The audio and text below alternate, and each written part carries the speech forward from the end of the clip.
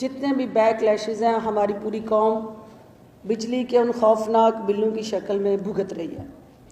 मैं एक public representative होते हुए सबसे ज़्यादा जिस चीज़ को फेस करती हूँ वो हमारे मुस्तहिक, नादार, पिसे हुए वो तबके हैं जो इस क्राइसिस का सबसे ज़्यादा विक्टिम है, जो इन बिलों को पे नहीं कर सकते। और महीने का आगाज़ होता है तो हमारे डेरों के बाहर उन लोगों का रश होता है कि इनका क्या करना है।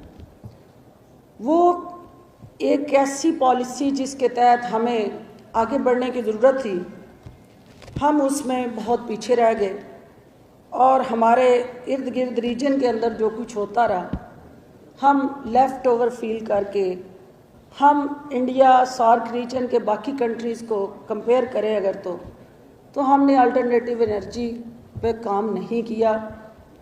इसके अंदर प्राइवेट सेक्टर से इनिशिएटिव लिए गए। लेट मी अप्रिशिएट आपकी एसोसिएशन जिसके तहत ये आज का प्रोग्राम है, PAEA।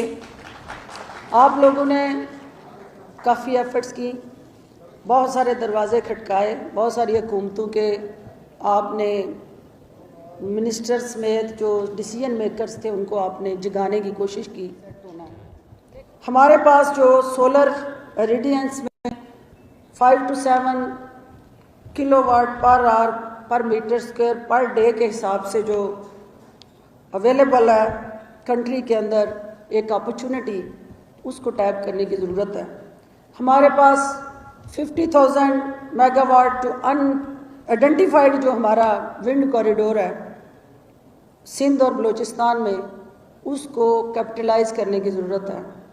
हमारे पास जो बायोमास और वेस्ट टू एनर्जी की रूरल एरिया के अंदर एक अपॉर्चुनिटी एग्जिस्ट करती है, उसको ज़्यादा से ज़्यादा यूटिलाइज़ करने की ज़रूरत है।